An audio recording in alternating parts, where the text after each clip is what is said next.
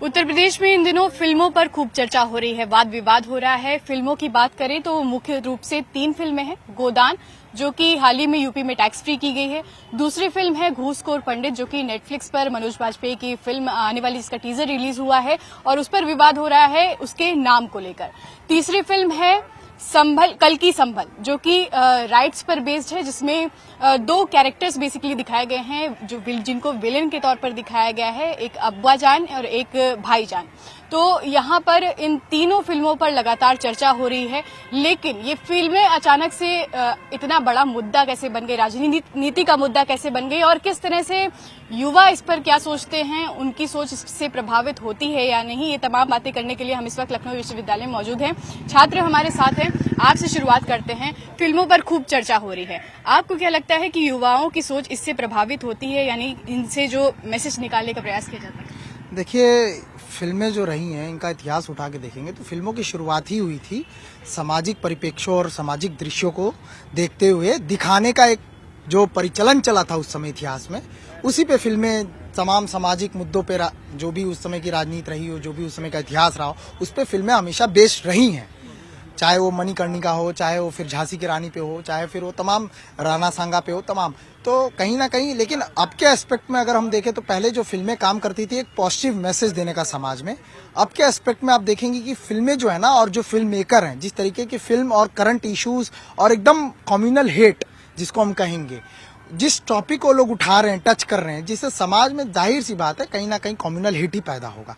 अब जैसे संभल पे आप देख लीजिए, जो पोस्टर रिलीज हुआ है, संभल की स्थिति आज आप देखिए, जाके देखिए कितना सेंसिटिव हो गया है कि वहाँ उस पोस्टर रिलीज होने के बाद वो जो उस दुख से, उस दर्द से, उस समय के जो मतलब परिप्रेक्ष्य से गुजरा होगा, वो कहीं ना कहीं वो चीजें फिर से उसके माइंड में रिवाइव हो गई। दूसरा आप देख लीजिए घूसखोर पंडित। अच्छा, ये बताइए कि आप किसी भी एक समाज, एक समुदाय को किस तरीके से टारगेट कर रहे हैं, किस तरीके से आप जनता के बीच में, एक कोई फिल्म निर्देशक आता है, क्या टॉपिक सोचता है, क्या टाइटल सोचता है, क्या स्टोरी सोचता है, क्या प्लॉट सोचता है, बिना कुछ सोचे समझे कि इसका प्रभाव जनता में क्या पड़ेगा, समाज में क्या पड़ेगा, whether it is in positive aspect और it is in negative aspect, उसकी बिना केयर किए सिर्फ एक ऐसे टाइटल को वो देता है, जिससे पोस्टर और नेटफ्लिक्स पे अनाउंसमेंट के बाद ही देखिए किस तरीके से पॉलिटिक्स एक अलग रूप ले ली है।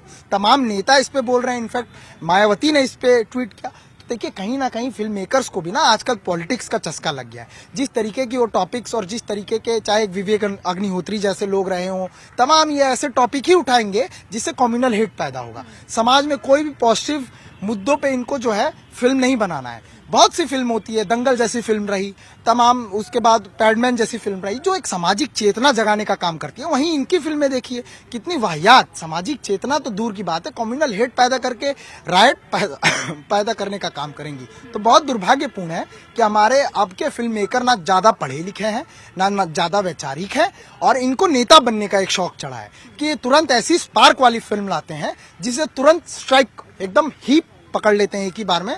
चाहे वो धुआंधार हो, धुआंधार देखिए किस तरीके से, कुछ है नहीं, 8, 9, 10 सीरीज और अलग अलग जगहों के कंटेंट को लाके एक ही में मैच कर दिया।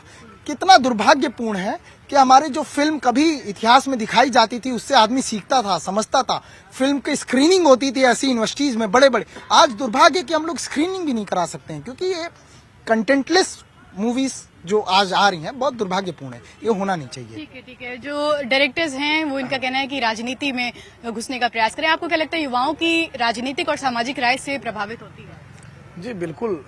आप पहले की फिल्में देख लीजिए, एक शाहरुख खान जी की मूवी आई थी स्वदेश विद द पीपल, ऐसी फिल्में आती थी पहले, बढ़िया समाज को मैसेज देती थी।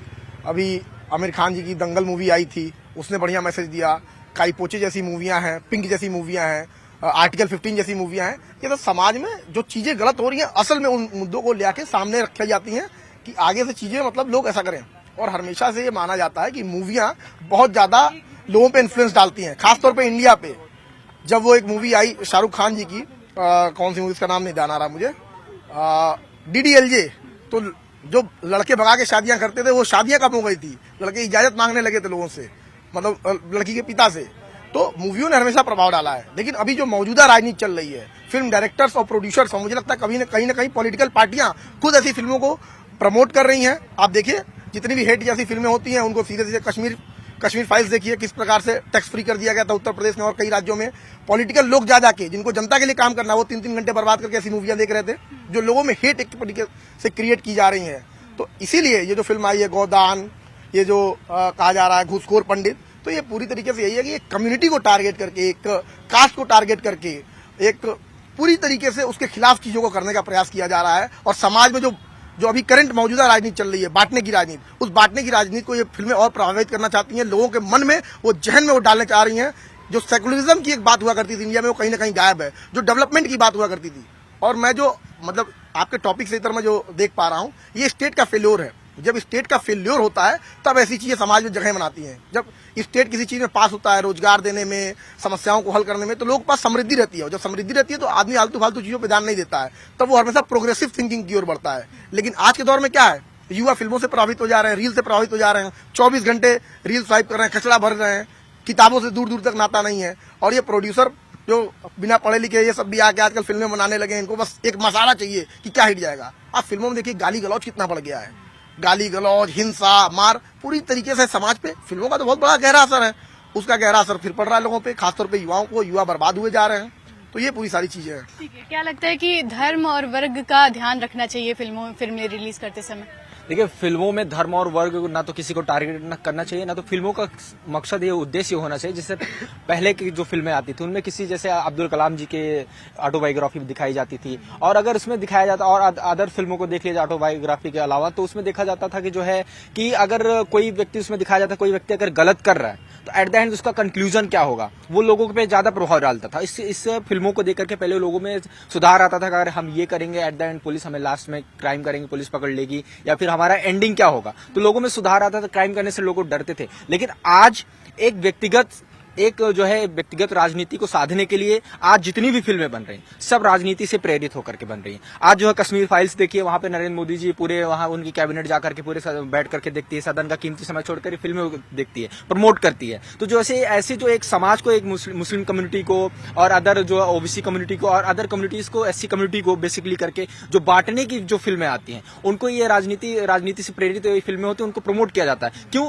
क्योंकि ये जो आप देखेंगे समाज में कि हमारे साथ फिल्मों में दिखाया जाता है, हमारे साथ ये समाज के लोग ऐसा कर रहे हैं, तो उनके दिमाग में छाप पड़ता है कि हाँ ये हमारे दुश्मन है, ये हमारे साथ नहीं रह सकते हैं। हमारे साथ जब ये ऐसा कर रहे हैं उसमें दिखाया जा रहा है, क्योंकि उनको भरोसा हो चुका है ना कि पहले फिल्में ऐसे आती थी जो सच्ची घटना पर आधारित होती थी, तो उनको भरोसा ये हो चुका है कि जो हमारे साथ फिल्मों में दिखाया जा रहा है वो वाकई में हमारे साथ हो सकता है, आज नहीं हो सकता कल हो, हमें इनसे दूर रहना है। तो समाज में बांटने का काम किया जा रहा है, लड़ाने का काम किया जा रहा है। आज फिल्मों की आज एक होता नहीं कि इन लोगों ने पूरा एक मास मीडिया कैप्चर कर लिया, जो कि चाहे आपका टीवी हो, न्यूज़पेपर्स हो या फिर कुछ भी हो, और वो एक नैरेटिव चला रहे हैं जिससे लोगों में फूट बनी रहे और लोग बटे रहें।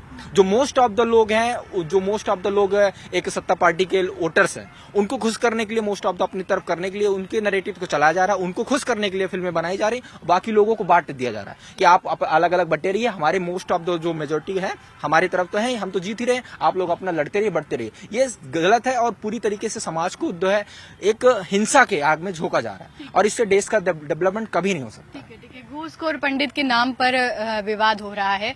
आपको क्या लगता है? कुछ लोग कह रहे हैं कि नाम ही तो है, अभिव्यक्ति की आजादी है, उसने कैरेक्टर एक कैसे दिखाया है, आप उसको ऐसे क्यों ले रहे हैं? कुछ लोग कह रहे हैं कि आप इसमें किसी धर्म या किसी वर्ग विशेष का नाम नहीं ले सकते। आपकी इस पे क्या राय है?